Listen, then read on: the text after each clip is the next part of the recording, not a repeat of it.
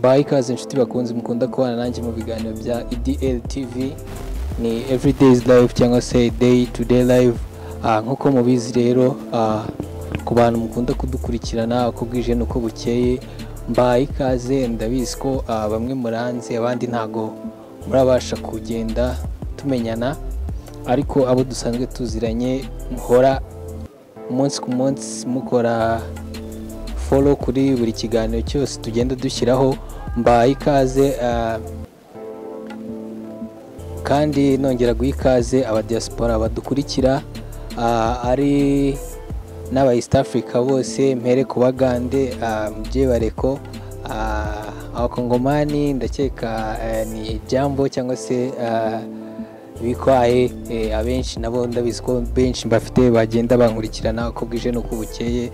So uyu munsi mbafitiye ubusesenguzi buke ku makuru menshi agenda ashishikana mu Rwanda, aho rero uyu munsi nshaka ko tuganira ku gitaramo cyabaye ku munsi wo kwakira igikombe cya APR, aho rero hari hatumiwe abahanzi benshi, aho ku ikubitiro hari habanjeho uwasusurukije bwa mbere ari Dr Claude, hakurikiraho uwari watumiwe nyine abantu bose bari bategereje Dr Jose Chameleone, aho muziko rero yari yazanye na Wizo Manizo.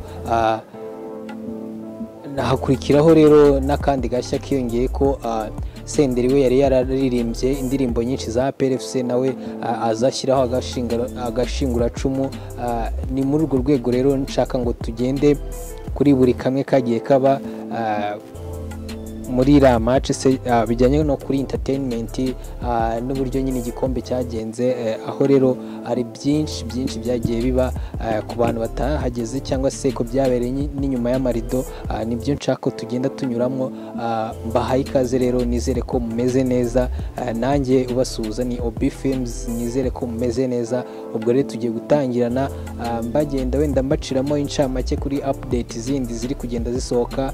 Hari amakuru avuga ko Rayon Sport yaba igiye kunyuzamo umweyo muri squad yari isanzwe ihari, ikazana abandi bakinnyi bashyashya, kuko bari gupanga ko sezitaha hazaba hari amaraso mashyashya, ikipe igomba kuba ari nshyashya. Mu bintu rero ngiye kukubwira byo uri butungurwe, biravugwa ko abakinnyi basoje cyangwa se bari gusoza amasezerano batazigera bongererwa, aho rero haravugwamo Muhire Keve, akavugwamo na Bedi, akavugamo n'abandi bakinnyi benshi, aho rero ari urutonde rugera ku bantu ngo 17. Namwe muragenda bimubikurikira kuri update nyinshi zigenda zisohoka. So rero dukomeza, murabizi ko no kuri uyu munsi ku itariki 30 z'ukwezi kwa gatanu hari igikorwa cyo gutoranya abakinnyi benshi bitwaye neza muri sezo. Murabizi ko nyine sezo y'umupira w'amaguru mu Rwanda yarangiye, aho rero ari sezo yaje kwegukanwa n'ikipe ya APRFC, aho rero yayegukanye ku ntsinzi ya nyuma, cyangwa se igihe yakiraga nyine igikombe, ari nayo uwo munsi tugiye kuvugaho ku birori byabaye n'abari bitabiriwe. Yatsinzeho Musanze, iyitsindaho ibitego 3-1, aho ari ibitego byose byatsinzwe na Ruboneka. So rero mbinjijemo rero neza muri rusange, tugiye kuganira ku gitaramo cyangwa se ku birori byari byabereye hariya kuri stade Amahoro, aho rero ari ibirori byagiye byishimirwa cyane n'abakunzi ba APRFC, aho rero cyane umuhanzi Dr Jose Chameleone ari wenyine wabashije gususurutsa abanyarwanda cyane, dore ko neza yari yabibagije umupira wari uri kuba, aho rero ari ibyagiye biba, aho ari umuhanzi nyine wabashije gutigisa stade yose ikanyeganyega, nkuko mugenda mubibona mu mashusho, nayo ndaza kugenda nyabanyurizamo murebe. Ku bintu rero bitagiye bivugwa, naho Dr Jose Chameleone yari yazanye n'umuhungu we, uwo yabyaranye n'umugore we wa mbere, baje kuba batandukana. Hakazaho n'indi ko yari ari kumwe na Weasel Manizo cyangwa se ni Weasel Manizo nyine, aho yari ari kumwe nawe, ni Weasel Manizo wahoze muri Good Life. Rero ni umuhanzi nawe wagiye gukora indirimbo nyinshi zakunzwe, aho rero nawe yaje agahera ku ndirimbo bise Bread and Butter yakora. Ni indirimbo rero nawe yakoze, akora n'indi, ariko nawe nyine yungamo nyine mu rya Dr Jose Chameleone, aho ari we wari ukumbuwe cyane. Bari bazanye rero n'umuryango munini na Teta Diana, umugore wa Weasel nyine nawe yari ahari, n'umwana we nawe yari ahari. Ndakeka amashusho nyine muragenda muyabona.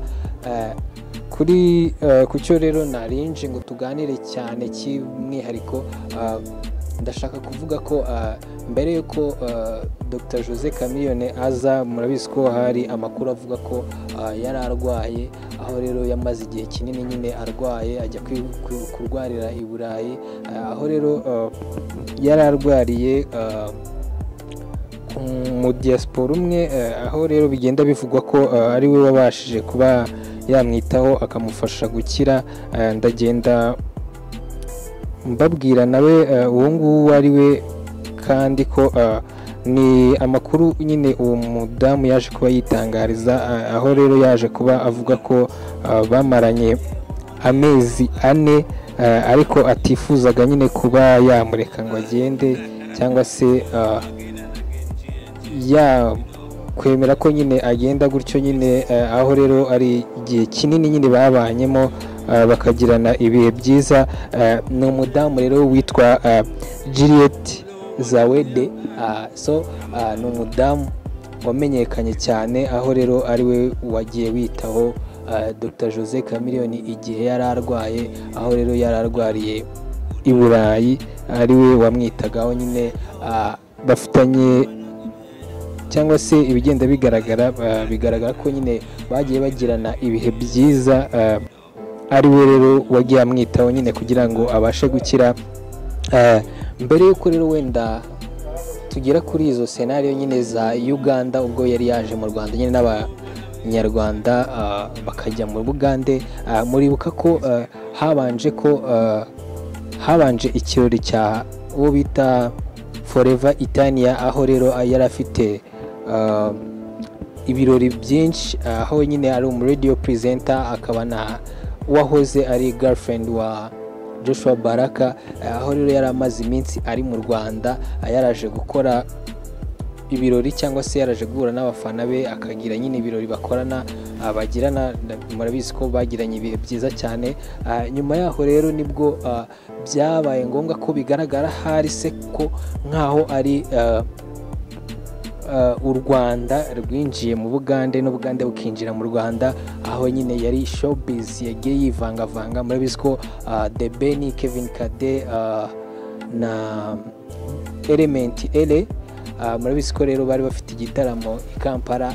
Hanyuma yaho rero nibwo Forever Tania nawe yahise aza mu Rwanda, bahurirana cyangwa se banyuranamo, ari nabwo nyine Dr Jose Chameleone nawe yazaga mu Rwanda, bigahita bihurana nyine n'iyo match, nabwo nawe akaza akayatendinga. Murumva rero byabaye se nka interchange cyangwa se guhuza. Iyo ugiye kureba ibikorwa bya East Africa, hari ukuntu u Rwanda n'Ubugande bihuza cyane kurenza wenda ibindi bihugu biri muri East Africa. Yego wenda simvuze ko abandi bo wenda batabashije kumixa cyane, ariko iyo urebye u Rwanda, imikoranire y'Abanyarwanda n'Abagande, murabizi ko kuri ubu ngubu nanone irangamuntu iracyemeye kuba wakwambuka. Ni imigenderanire yuzuye neza se, cyangwa ihuye 100% n'ubushake cyangwa se uburyo East Africa yagombaga gukora.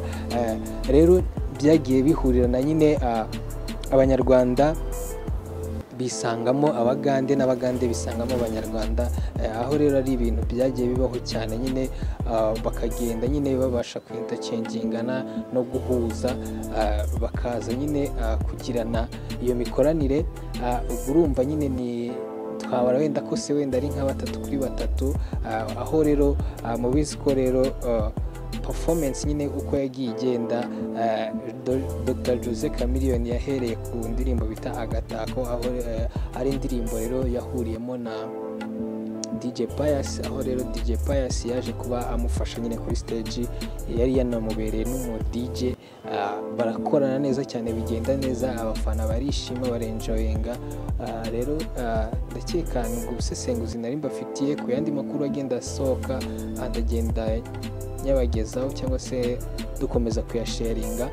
Mukomeze kubana natwe mu biganiro n'inkuru tugenda tubacishiriza kuri uyu murongo. Ni ETL TV cyangwa se Everyday's Life. Kuri platforms zose turiho, haba TikTok, Instagram na Facebook. Kuri YouTube ho nyine ugomba kwandika ETL 250 kugira ngo ubashe kutugeraho. Ni ETL TV cyangwa se Everyday's Life. So ukomeze ushishikarize n'abandi bose kujya bakanda notification kugira ngo inkuru n'ibiganiro tugende tubacishaho mugende mubibona. Nabashishikariza rero ko mwajya kuri website ya Rwanda Premier League mugakomeza gutora abakinnyi beza cyangwa se umukinnyi wagushimishije muri uyu mwaka. ari nako rero n'izindi nkuru, haba iza politics, haba n'inkuru zisanzwe z'abantu tuzajya tugenda tubana. So murakoze, mukomeze kugira ibihe byiza, turagenda dukomeza kubana kuri ETL 250. Ciao ciao.